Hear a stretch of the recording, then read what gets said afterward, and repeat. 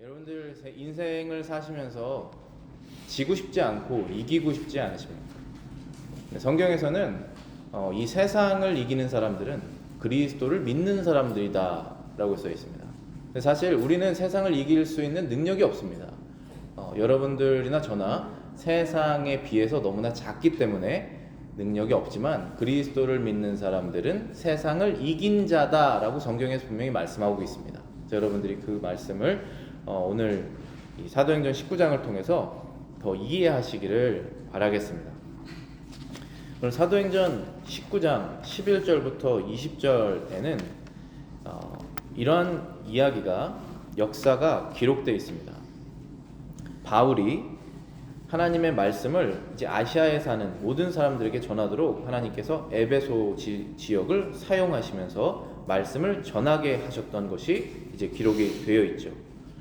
기억하시겠지만 지난주 설교 마지막 부분에 가면은 9절 마지막 부분에 가면은 2해 동안 2년 동안 바울이 에베소에서 그리스도의 말씀을 전했다라고 기록이 되어 있습니다. 그래서 많은 사람들이 아시아 지역에 있는 지금의 이제 소아시아죠. 소아시아라고 부르는 지금의 터키 지방에 있는 사람들이 많이 와서 2년 동안 바울이 에베소에서 두란노 서원에서 자유롭게 전했던 그런 예수님의 말씀을 듣게 된 것입니다. 그리고 이제 다 퍼져 나가겠죠. 근데 그 에베소 지방에 바울이 2년 동안 있는 그 지방에서는 어떠한 일이 일어났는지를 지금 적어 놓은 것입니다. 11절에 보시면은 하나님이 바울의 손으로 희한한 능을 행하게 하셨다라고 되어 있습니다. Unusual miracles라고 되어 있습니다. miracle이라고 하면 자연 법칙이 어긋나는, 자연 법칙에 반대되는 일이 일어난 것입니다. 사람이 죽으면 다시 살 수 없는데 살아나고, 병이 걸렸으면 약 치료를 받기 전에는 계속 안 좋아지는데 병이 낫고, 그런 것이지 않습니까? 자연 법칙을 하나님께서 만드셨는데 자연 법칙을 잠시 동안 unusually, 그래서 여기 unusual miracle이라고 되어 있잖아요. unusual하게 잠깐 어기신 것이죠. 하나님께서. 그 이유는 바울의 예수 그리스도에 대한 말씀을 처음 듣는 사람들이 이 바울이 과연 신뢰할 만한 사람인지를 알 수 있도록 바울이 전하는 하나님께서 신비한 능력을 잠시 동안 주셔서 바울을 믿게 하는 것이 아니라 바울이 전하는 그 예수님을 그 사람들이 믿을 수 있도록 사용하신 것입니다. 기적을 잘 이해하셔야 돼요. 기적을 부정하면, 성경에 나와 있는 기적을 부정하면 굉장히 여러분들의 믿음이 흔들리게 되실 거예요. 왜냐하면 내가 과연 어떤 부분은 믿고 어떤 부분은 내가 이것을 우화적으로 믿고 어떤 부분은 교훈적으로 받아들여야 되는지 판단 기준을 누가 하게 됩니까? 내가 하기 시작하게 됩니다. 그럼 그때부터 어려워져요. 왜냐하면 나는 똑같은 일을 가지고 어저께는 맞다고 했다가 오늘은 틀렸다고 하는 사람이기 때문에 나의 유익에 따라서, 그래서 흔들리게 되는 것입니다. 반드시 성경에 있는 기적들은 그대로 믿으셔야 되는데 믿으시는 게 맞습니다. 그런데 왜 그때는 unusual하게 사용하셨다가 지금은 사용하시지 않는가까지 여러분들이 이해하셔야지 믿음이 더 굳건해지시는 거예요. 그러니까 그때는 성경 말씀 이 66권 구약과 신약이 완성되기 전에 성령의 역사가 모든 사람들에게 드러나게 역사하시기 막 시작하는 시점이지 않습니까? 그래서 혼란스러울 때에 하나님께서 기적을 사용하여 주셔서 누가 하나님 말씀을 전하는 사람인지, 누가 가짜 영을, 악한 영을 통해서 이 말을 하는지를 구별할 수 있도록 기적을 사용하신 것입니다. 하나님께서는 사용하시고 또 사용하시지 않고 또 사용하십니다. 이렇게 하나님께서 사용하실 수가 있는 것입니다. 여러분들 그 하나님의 능력을 제한하시면 안 돼요. 그럼 여러분들의 인생에 하나님의 능력이 일어나지 않습니다. 그래서 첫 번째 주제는 그리스도의 말씀은 악한 영을 이긴다라는 것입니다. 그리고 소주주에 보시면은 하나님의 말씀에 능력이 있다. 그래서 제가 여기 설명해 드렸던 부분입니다. 주보에 보시면은 기적은 하나님의 말씀의 능력을 증명하기 위해 하나님께서 일시적으로 사용하는 도구이다. Miracles are instruments that God uses temporarily to demonstrate the power of His word. 그래서 예를 들면 여러분들 엘리야 망토 아시잖아요. 엘리야 뒤에 엘리사가 프로펫으로 그 사역을 이어가려고 하는데 엘리야가 너무나 대단한 선지자니까 그 능력을 나도 받고 싶다 해서 엘리야의 망토를 가지고 오지 않습니까? 그러면서 기적을 행하잖아요. 그러니까 사람들이 하나님께서 함께 하셨는데 이 엘리야에게 엘리야가 불려간 다음에 하나님께서 누구랑 함께 하실까 했는데 엘리사구나 알게 됩니다. 엘리야의 망토를 가지고 기적을 행하기 때문에. 그래서 그럼 목적이 뭐예요? 사람들이 이제부터는 엘리사를 높이는 겁니까? 그런 것이 아니죠. 엘리야와 엘리사가 전하는 하나님의 말씀을 믿도록 하시는 것이죠. 그런 것입니다. 두 번째 여기 문장 보시면은 사람이 하나님의 말씀의 능력을 알아야 하는 이유는 그들이 오직 하나님의 말씀으로 구원을 얻을 수 있기 때문이다. The reason people need to know the power of God's word is that they can only be saved by His word. 하나님의 말씀을 사람들이 알아야 그 말씀의 능력으로 구원을 얻을 수 있기 때문에 사람들이 말씀을 알아야 되는 것입니다. 그러니까 하나님께서 기적을 통해서 이 전하는 사람의 말이 믿어지도록 하기 위해서 한다는 것이죠. 그러니까 이 기적은 하나님의 말씀을 사람들이 믿도록 하는 것인데 왜 과연 사람들이 하나님 말씀 믿어야 되냐 하면 구원을 얻어야 되니까. 그렇죠. 여러분들의 영혼의 구원, 죄로부터의 구원, 이제 곧은 뭐 아닐 수도 있지만 정해진 하나님의 날짜가 있지 않습니까? 우리가 죽음의 날짜. 그때 하나님께 구원받을 그때까지 갈 필요도 없습니다. 우리가 매일매일 일어나는 우리 일상 속에서 하나님의 영으로서 살아낼 수 있는 죄를 이길 수 있는 그 구원을 얻기 위해서 그리스도를 알아야 되지 않습니까? 그래서 그리스도 예수의 말씀을 알아야 된다라는 것입니다. 로마서 10장 9절부터 10절입니다. 내가 만일 내 입으로 예수를 주로 시인하며 또 하나님께서 그를 죽은 자 가운데서 살리신 것을 내 마음에 믿으면 구원을 받으리라. 내가 만일 내 입으로 예수를 주로 시인하며 또 하나님께서 그를 죽은 자 가운데서 살리신 것을 내 마음에 믿으면 구원을 받으리라. 사람이 마음으로 믿어 의에 이르고 입으로 시인하여 구원에 이르느니라. 그래서 구원에 이른다는 것은 구원을 얻는 것인데요. 그것은 마음에 믿음이 생겼을 때 구원을 얻는 것입니다. 예수님께서 우리를 위해서 죽으시고 부활하셨다는 것을 믿을 때 구원이 생기는 것입니다. 근데 여기에 구원의 조건에 마치 하나가 더해진 것처럼 이 구절이 설명이 되어 있죠. 그것은 내 입으로 예수를 주로 시인한다. If you confess with your mouth the Lord Jesus 라고 되어 있죠. 그러니까 마음에 믿는 상태가 되면 입으로 시인하게 된다는 것이죠. 믿게 되면 행동이 따르게 된다라는 것을 보여주는 것이지 믿음 이외에 다른 조건이 있다라고 말하는 것은 아닙니다. 믿음이 생기면 당연히 열매가 따라온다, 고백이 따라온다라고 말하고 있는 것입니다. 그래서 11절, 12절 제가 다시 읽어보겠습니다. 하나님이 바울의 손으로 희한한 능을 행하게 하시나니 심지어 사람들이 바울의 몸에서 손수건이나 앞치마를 가져다가 병든 사람에게 얹으면 그 병이 떠나고 악기도 나가더라. 그러니까 사람들이 바울이 어떠한 능력이 있구나라는 것을 깨닫고 바울이 가지고 있었던 손수건이나 앞치마 이런 것들, 그러니까 바울이 그때 장막을 짓는 텐트 메이커이지 않습니까? 그러니까 일하는 사람들이 쓰는 그런 수건이나 아니면은 이제 페인트 공들이 쓰는 앞치마 같은 거 있지 않습니까? 그런 것 같은 거를 바울의 소유물을 가지고 가서 병든 사람에게 얹으면 병이 나고 그 다음에 이블 스피릿이 주장하고 있는 사람들에게 그걸 가져다 대면 이블 스피릿이 떠나가는 것을 경험했다라는 것을 기록하고 있는 것입니다.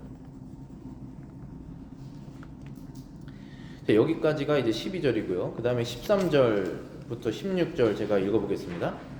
이에 돌아다니며 마술하는 어떤 유대인들이 시험적으로 악기 들린 자들에게 대하여 주 예수의 이름을 불러 말하되 내가 바울에 전파하는 예수를 빙자하여 너희를 명하노라 하더라. 유대의 한 제사장 스게와의 7 아들도 이 일을 행하더니 악귀가 대답하여 가로되 예수도 내가 알고 바울도 내가 알거니와 너희는 누구냐 하며 악기 들린 사람이 그 2 사람에게 뛰어올라 억제하여 이기니 저희가 상하여 벗은 몸으로 그 집에서 도망하는지라. 자, 이 부분에서 우리가 알 수 있는 부분은 그 3번째 계명이에요. 하나님의 10계명 3번째 계명 무엇입니까? 너는 너의 하나님 여호와의 말씀을 망령되이 일컫지 말라. 영어로 제가 읽어보겠습니다. You shall not take the name of the Lord your God in vain. 망령되이 일컫지 말라라는 것은 쓸데없이 사용하지 말라, 아무런 의미를 두지 않고 사용하지 말라, 하나님과 관련된 어떤 것들은 하나님께 존귀한 마음을 가지고 사용해라, 말을 해라. 성경 말씀을 포함해서 모든 하나님과 관련된 그분의 이름과 관련된 것들은 경외심을 가지고 믿는 마음으로 사용해라 라고 말씀하시는 것이죠. 그런데 지금 여기 13절에 보면은 마술을 하는 어떤 유대인들이라고 되어 있습니다. 그들이 시험적으로 테스팅을 한 거예요. 악기 들린 자들에게 대하여 evil spirit에 이 도미네이트 당한 사람들이죠. 귀신 들린 자입니다. 칸 영, evil spirit이에요. 마귀와 함께 타락한 천사들이 숫자가 많지 않습니까? 그 천사들이든지 아니면 하나인지 여러 천사가 어떤 사람을 도미네이트하는, 완전히 딱 잡고 있는 그런 사람들에게 주 예수의 이름을 불러서 말했다는 거예요. 근데 어떻게 말했냐면은 내가 바울에 전파하는 예수를 빙자하여 너희를 명하노라 이렇게 말했습니다. 제 영어 성경에서는 We exorcise you by the name, by the Jesus whom Paul preaches 이렇게 말했어요. 바울이 예수 그리스도를 전하는 것을 듣고 믿는 사람들이 생겨나 하면, 반면에 어떤 사람들은 바울이 전하는 그 예수의 이름이 너무나 신비하게 느껴지고, 그리고 그 바울의 손수건이나 옷자락을 통해서 병고침 당하는 걸 보고 우리도 이 능력을 사용하자라고 생각했다는 거예요.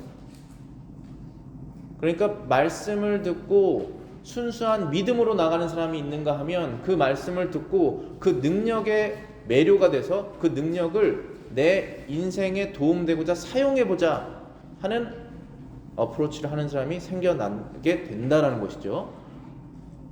그래서 그런 일을 했다는 거예요. 그래서 이브 스피릿에 사로잡힌 사람에게 이렇게 말을 했다는 거예요.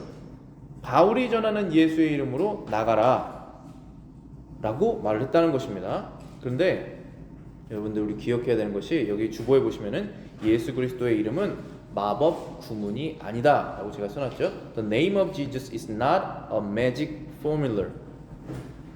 우리가 하나님의 말씀에 능력이 있지만 이 하나님의 말씀이 어떤 마술 도구가 아니에요. 여러분들의 인생 가운데 어떤 문제가 있을 때 하나님의 말씀의 능력으로 해결이 됩니다. 그것은 하나님께서 우리의 죄의 문제를 해결하고 싶으시기 때문에 예수님을 보내셨다는 사실에서 우리가 깨달을 수가 있어요. 그런데 그렇게 문제를 해결하시는 이유는 우리가 하나님의 영광을 위해서 살도록, 자유롭게 그렇게 살도록 바꾸시기 위한 것이지, 내 인생의 문제를 해결하는 것이 목적이 아니라는 거예요. 내 인생의 문제의 해결은 하나님의 영광을 위한 도구입니다. 어쩌면 여러분의 인생의 문제가 하나님의 영광의 도구일 수도 있어요. 그래서 기도했을 때 잠깐 기다려라, 그것이 너에게 필요하다라고 말씀하실 수도 있지 않습니까? 그렇기 때문에 내 인생의 문제 해결은 되든 안 되든 그것은 도구라는 사실을 기억하셔야지 내 인생의 목적이 하나님께 있다는 것을 발견하실 수 있으실 거예요. 근데 이 사람들은 내 인생의 문제 해결을 목적으로 삼았잖아요. 그래서 이제 그것을 사용한 것입니다. 하나님의 이름을. 유대의 한 제사장 스게와의 7 아들도 이 일을 행했다. 그러니까 유대인들은 구약 성경을 알고 심지어 제사장은 하나님의 말씀을 얼마나 더 자세하게 알아야 되는 사람이에요. 그런데 그 아들이 7명이 있다고 그랬죠, 지금. 이 7 아들들이 이 마술 행위를 하고 있었다는 거예요. 이블 스피릿을 쫓아내는, 하나님의 이름으로 이블 스피릿을 쫓아내는 마술 행위를 하려고 한 것입니다. 그러니까 이들은 그 사람의 영혼을 구해서 하나님께 이끌려고 하는 행위를 하는 게 아니에요. 그냥 여러분들 세상 사람들 점치면 인생 어떻게 풀리는지만 알고 싶은 거잖아요. 우리 그리스도인의 목적과 완전히 다른 것입니다. 그런데 그런 것을 제사장의 아들들도 하고 있었다. 7명의 아들들. 이 구절을 하나님께서 이 성경에 왜 넣으셨냐 하면 교훈을 얻으라는 것입니다. 잘못된 신앙은 누구도 가질 수 있다는 것입니다. 심지어 유대의 제사장도 가졌다는 거예요. 유대의 제사장의 7 아들들이 가졌다는 것은 제사장도 가졌다는 거 아니겠습니까? 그 제사장의 잘못된 신앙이 7 아들들에게 전해졌다는 거예요. 여러분의 사상과 생각과 철학과 목적과 결정의 기준들은 가장 직접적으로 여러분들 자손들에게 내려갑니다. 그 두려움을 가지셔야 돼요. 그 다음 15절입니다. 악귀가 대답하여 가로되 예수도 내가 알고 바울도 내가 알거니와 너희는 누구냐. 그렇게 예수의 이름을 사용해서 이블 스피릿을 쫓아내려고 했더니 그 사람에 들어있는 이블 스피릿, 그 악한 영혼이 대답하여, 악한 영이 대답하여 가로되 예수도 내가 알고 바울도 내가 알거니와 너희는 누구냐 이렇게 물어봤다는 거예요. 근데 여기에서 우리말 성경에서는 예수도 내가 알고 바울도 내가 알고 이렇게 똑같이 둘 다 안다라는 단어로 써 있는데 원래 원문 헬라어에서는 이 단어가 2개가 다릅니다. 하나는 안다, know라는 안다라고 한다는 것이고, 두 번째 바울도 안다라고 하는 그 단어는 내가 바울을 recognize, 인식하고 있다라는 뜻이에요. 그러니까 어떤 뉘앙스가 어떤 것이 다르냐면은 악귀도 예수 그리스도는 처음부터 알고 있다는 거예요. 당연히 알죠. 그리스도는 세상 처음부터 계시기 때문에 마귀가 하나님을 배반해서 떨어졌는데 그 하나님을 모르겠습니까? 당연히 알고 있다는 것이죠. 그런데 바울은 누굽니까? 예전에는 예수 그리스도를 핍박했다가 이제는 예수님을 믿는 사람으로 변화가 된 시점에 시간이 지나면서 변화되지 않았습니까? 그것을 악귀들도 recognize, 알고 있다라는 거예요. 말하자면 내가 예수 그리스도는 하나님의 아들이신 것을 알고 바울도 예수 그리스도 하나님의 아들을 믿는 사람인 것을 내가 아는데 너희는 누구냐? 너희는 예수 그리스도도 아니고 예수 그리스도를 믿는 사람도 아닌데 뭐냐? 라고 말하는 거예요. 그러면서 어떻게 됐습니까? 16절에 보시면은 악귀 들린 사람이 2 사람에게 뛰어올라 억제하여 이기니 저희가 상하여 벗은 몸으로 그 집에서 도망하니라. 악한 영들은 예수님께 속하지 않은 사람들을 언제든지 농락할 수 있습니다. 언제든지 그들을 이깁니다. 악한 영은 예수께 속하지 않은 사람을 이긴다. Evil spirits conquers over those who do not belong to Jesus. 여기에서 눌러 이긴다라는 단어가 나옵니다. 억제하여 이겼다라고 되어 있죠. 그 2 사람에게 뛰어올라 억제하여 이겼다. 지금 영어 성경에서는 overpowered them이라고 되어 있습니다. 근데 원래 그 헬라어 원문에서는 became master이라고 되어 있어요. 그들의 주가 되었다라는 거예요. 그들의 주인이 되었다라는 것입니다. 여러분의 주인이 예수님이시면 여러분들은 예수님의 종으로서 사실 거예요.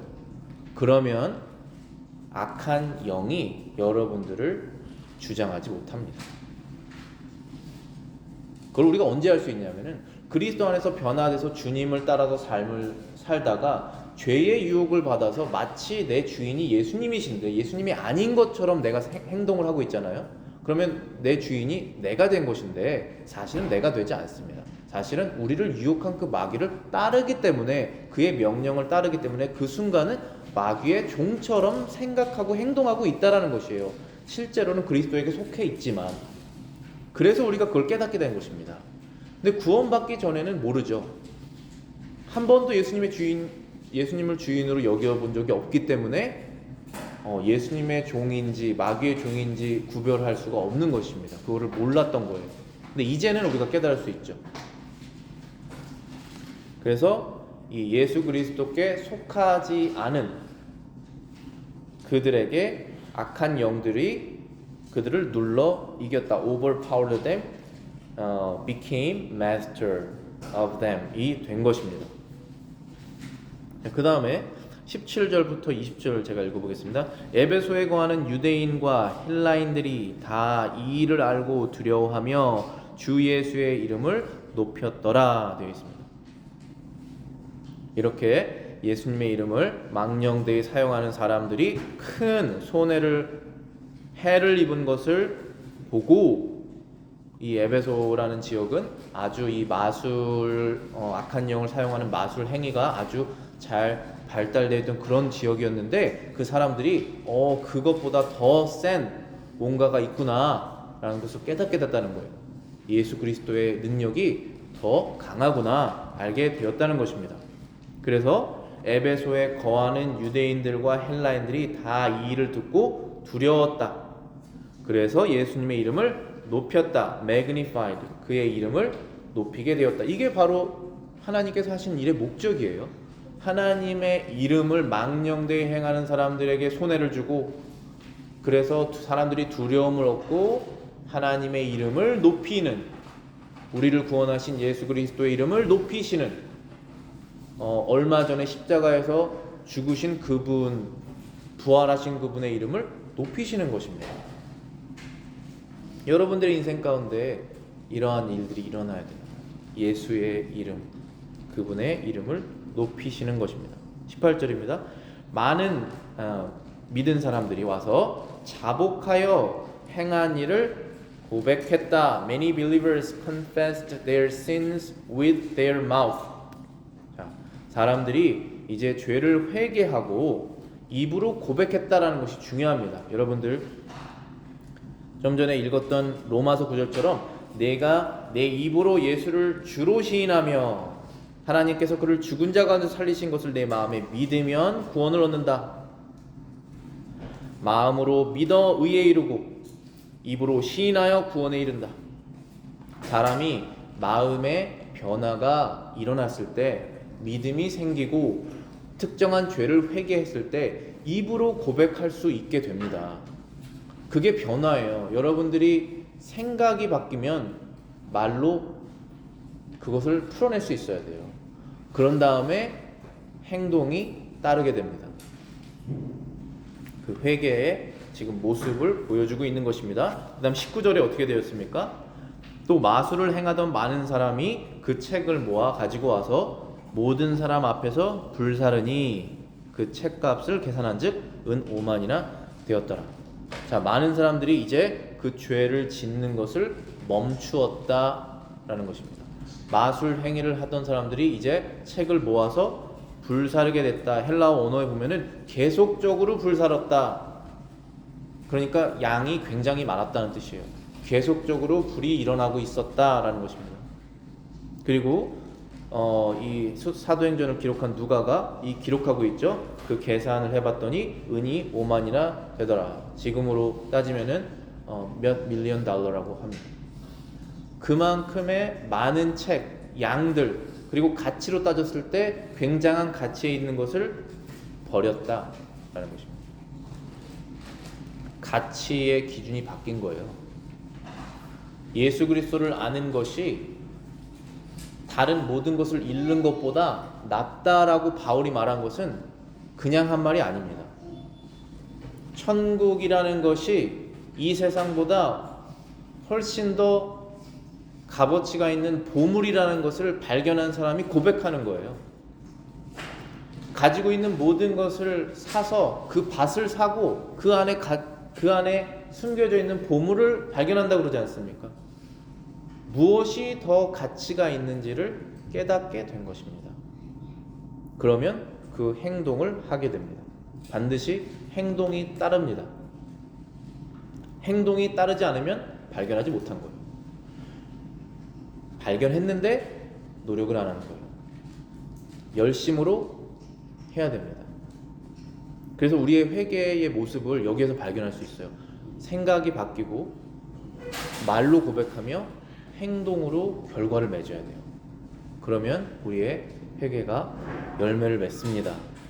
그래서 이 사람들이 또 이렇게 해석을 하더라고요. 이 사람들이 그 책을 왜 다 태울 필요까지 있었을까?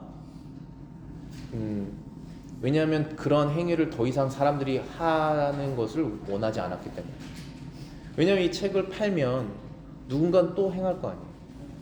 가치가 완전히 바뀌어버린 거예요. 하나님께 영광을 돌리는 것이 이 사람의 목적이 되었고, 저 사람도 하나님의 영광을 돌렸으면 좋겠다고 하는 마음으로 내가 이 세상을 바라보는 거예요. 그러면서 가치 기준이 완전 바뀌어버리는 것입니다. 그것이 구원받았다고 하는 것의 능력입니다. 네, 20절 보겠습니다. 이와 같이 주의 말씀이 힘입어 흥왕하여 세력을 얻으니라. 주의 말씀이 힘입어 흥왕하였다. 힘있게 퍼져나갔다. 자, 무슨 뜻입니까? 에베소 지역에 예수 그리스도의 말씀이 힘을 얻었다라는 것은 믿는 사람들이 생겨났고 믿은 사람들이 신앙생활을 열심히 했다라는 뜻입니다.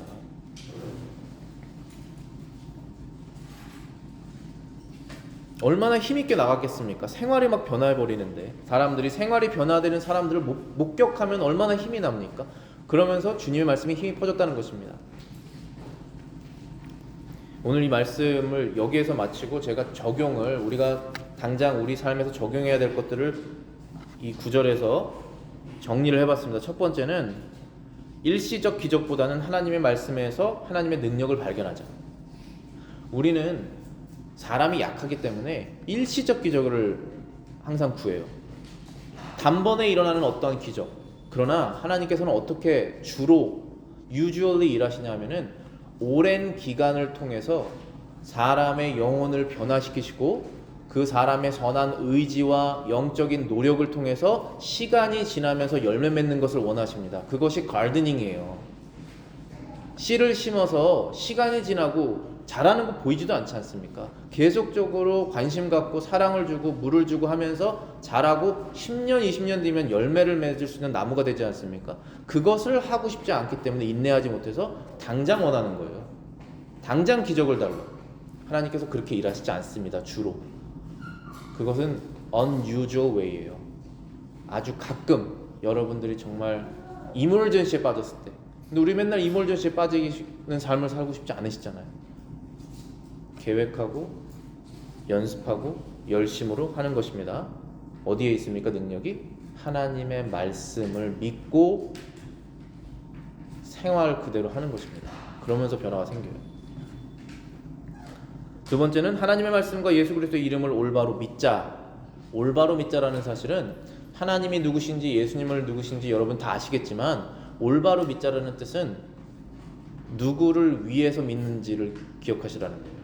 이 사람들처럼 자신의 인생의 문제 해결을 위해서 예수 그리스도의 이름을 사용하는 그러한 어리석은 행동을 하지 마시고 여러분의 인생 전체가 예수님의 것인 것을 기억하셔서 그분께 내 인생을 올바르게 드리려면 어떻게 해야 되는지를 발견하시고 그리스도의 말씀을 여러분의 능력으로 사용하시라는 것이죠.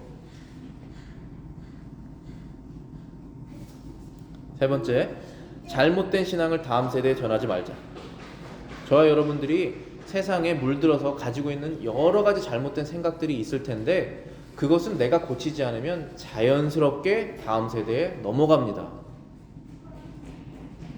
그러니까 그것을 확인해서 회개하고 고치고 잘못 전했으면 내가 잘못 전했었다라고 말할 수도 있어야 돼요. 그러면 합쳐집니다, 마음이. 그러면서 다시 시작이에요. 반복이죠. 마음만 있으면 10번, 1000번도 용서하시는 분이 예수님이시기 때문에 계속 하는 것입니다. 그것이 가족 공동체죠. 교회 공동체도 마찬가지. 여러분들 스스로 서로에게 죄를 지으신 것이 있으면, 제가 여러분들이 잘못한 거 있으면 여러분들이 저에게 잘못한, 얘기하잖아요. 얘기하면서 나아가는 것입니다.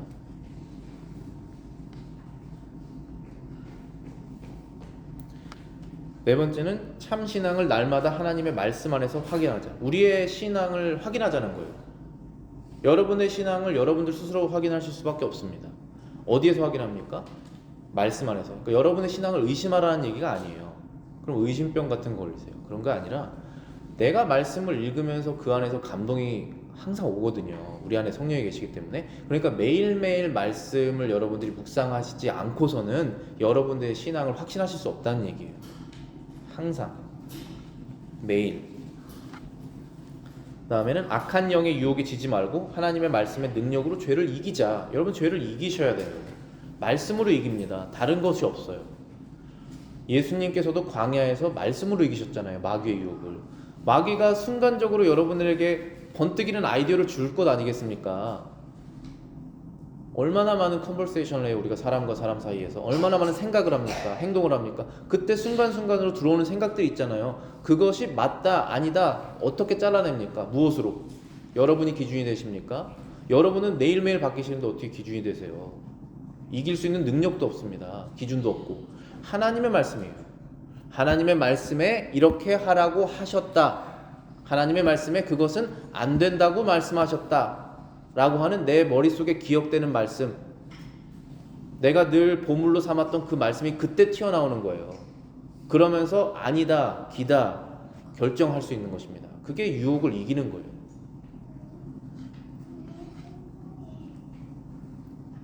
그 다음에 예수 그리스도 이름을 높이자. 결국은 우리를 하나님께서 이렇게 거룩하게 변화시켜 주시고 항상 용서해 주시고 받아들여 주시는 이유는, 그리고 실제로 여러분과 저의 삶 속에 얼마나 문제가 많습니까? 그 문제를 해결해 나가시잖아요. 시간이 지나가면서 그 해결해 나가실 때 그리스도의 이름을 높이라는 거예요. 그러면 그 사람에게 하나님께서 계속적으로 복을 주십니다. 왜냐하면 복을 주면 그때마다 그리스도 이름을 높이기 때문에. 그게 복을 주시는 목적이란 말이에요. 때로는 어려움도 주시지만 그것도 다 복이잖아요. 그래서 그 영적인 복을 통틀어서 제가 말하는 거예요. 영적인 복을 삶에 어려움이 있든 평탄하든 항상 주신다. 그 은혜를 말하는 것입니다. 그다음 죄를 고백하고 확실히 죄에서 돌아서자. 여러분이 회개하실 것이 생각나셨으면 그날 바로 그 순간 바로 회개하셔야 돼요. 그때 입으로 고백하셔야 됩니다. 하나님께.